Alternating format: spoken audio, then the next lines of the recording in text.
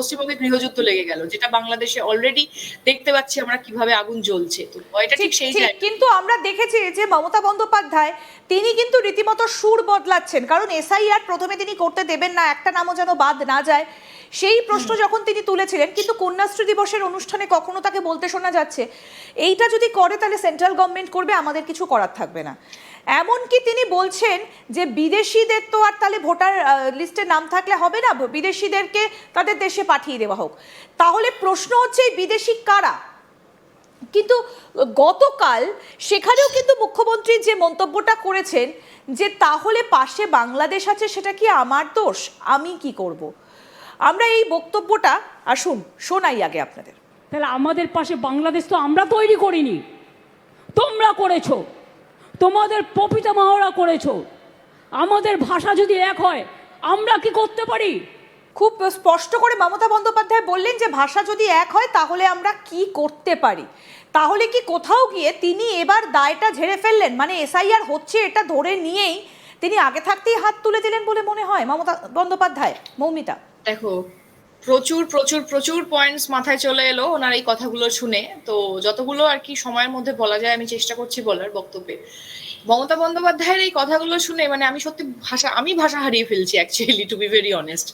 এবার সমস্যাটা হচ্ছে উনি যখন আজকে উনি বলছেন এই প্রপিতামহ তাই করেছে ওই করেছে, কিন্তু একটা সময় উনি কিন্তু সেই কংগ্রেসের সদস্য ছিলেন এবং ওনার রাজনৈতিক ক্যারিয়ারের সূত্রপাত হয়েছিল কংগ্রেসের হাত ধরে। আমি বারবার একটা কথা সব জায়গায় বলি, উনি কংগ্রেসে জন্মেছেন, বিজেপির সাথে বড় হয়েছেন আর সিপিএম এর কাছ থেকে ট্রেনিং নিয়েছেন। এবার কথা হচ্ছে তুমি কংগ্রেসেই ছিলে, এবার কিন্তু আপনি যে মাঝখানের জায়গাটা সেটাই তো বলতে চাইছিলাম যে উনি তো মন্ত্রী হয়েছিলেন, সেন্ট্রাল মিনিস্টার, রেল মন্ত্রী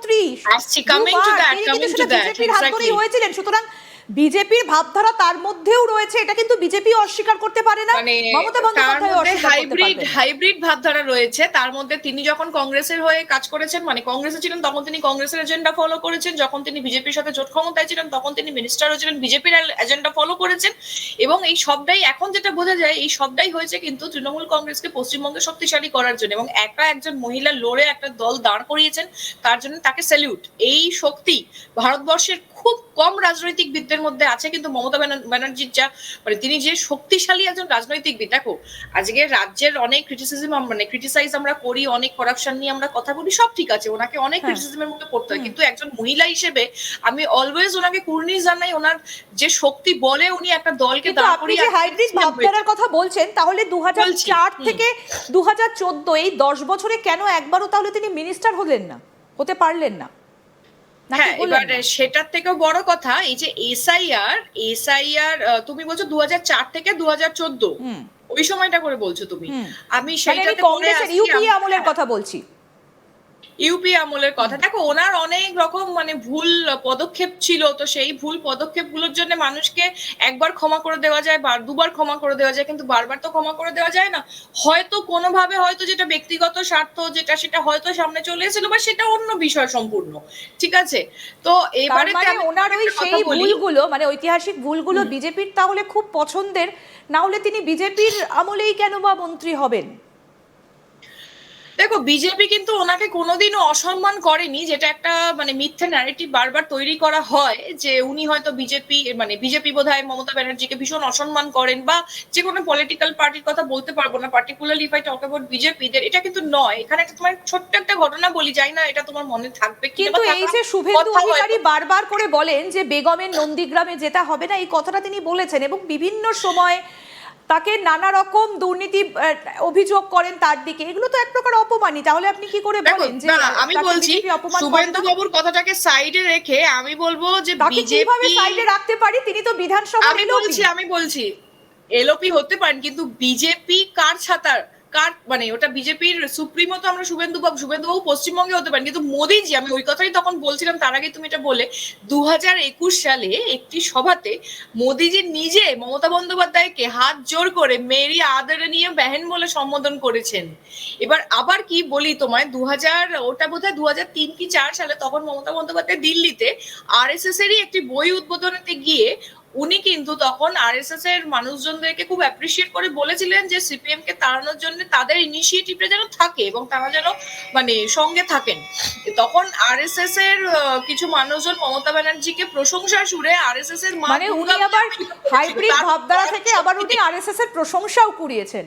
সত্যি। হ্যাঁ, এবার আমি মানে এটা বলি, আমাদের এই আলোচনাটা মানে আলোচনা আমরা ভোটার সংখ্যা নিয়ে আলোচনা করছিলাম, ভোটার সংখ্যা বৃদ্ধির হার নিয়ে আলোচনা করতে করতে আমরা খুব ইন্টারেস্টিং একটা জায়গাতে পৌঁছে গেলাম মৌমিতা। হ্যাঁ, আমরা মানে একদিন এই আলোচনাটা করব যে মমতা বন্দ্যোপাধ্যায়ের এই হাইব্রিড মানসিকতা যেটার কথা আপনি বললেন, এবং সেখান থেকে আবার আরএসএস এরও খুব পছন্দের এবং আরএসএস তাকে প্রশংসা করেছিলেন। আমরা এই আলোচনাটা একদিন আবার আলোচনায় আসব যে উনি আসলে কোন ভাবধারা থেকে রাজনীতি করেন, কংগ্রেসের পুরনো ঘরানা নাকি বিজেপি নাকি আরএসএস এর প্রশংসা পেয়ে, আর এখন তো তিনি তৃণমূলের।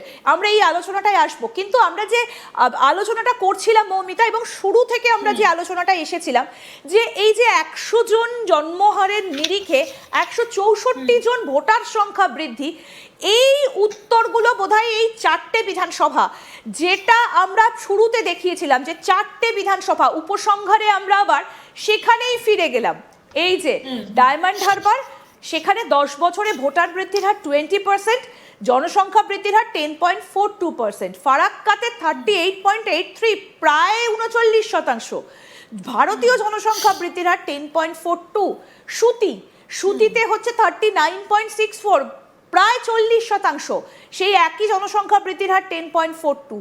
মালদাতে সেখানেও কিন্তু সংখ্যাটা একেবারে চোখ কপালে ওঠার মতো 37.41 এবং জনসংখ্যা বৃদ্ধির হার 10.42। মৌমিতা, আমরা যেখান থেকে শুরু করেছিলাম উপসংহারে আমরা আবার সেখানেই পৌঁছে গেলাম, কিন্তু এখন প্রশ্ন হচ্ছে, শেষ প্রশ্ন, যদি আসল ভোটারদের বেছে বেছে ভোটার সংখ্যায় বা ভোটার লিস্টে নাম তোলা হয়, যেমন বিজেপি নেতারা বলছেন যে 1 থেকে 1.5 কোটি ভোটার হয়তো এসআইআর হলে বাদ চলে যেতে পারে, তাহলে কার শিকে ছিড়বে 2026-এ? 2026-এ যদি সত্যি এসআইআর যদি 26-এর ইলেকশনের আগে হয়, তাহলে আমি বারবার একটাই কথা বলবো, তাতে ভারতবর্ষের লাভ হবে, পার্টিকুলার কোনো পলিটিক্যাল পার্টির নয়। কারণ ভারতবর্ষের লাভ এই জন্য এখন দরকার, এখন যে পরিমাণে ইনফিল্ট্রেশন হয়ে গিয়ে গোটা ভারতবর্ষে ছড়িয়ে পড়ছে।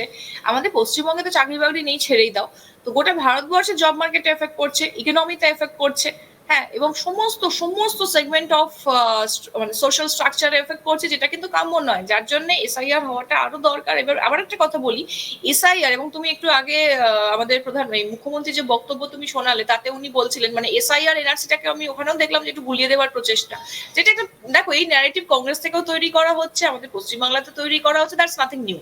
কিন্তু এই এসআইআর আর এনআরসির মধ্যে পার্থক্যটা বুঝতে হবে। আমি সেটা যেদিনকে বারবার বলছিলাম যে এসআইআর মানে হচ্ছে যত ফেক ভোটার্স, এবং আরেকটা যেটা কথা যে উনি বলছিলেন যে এই নাম ভোটার লিস্টে কেটে দেওয়া হচ্ছে,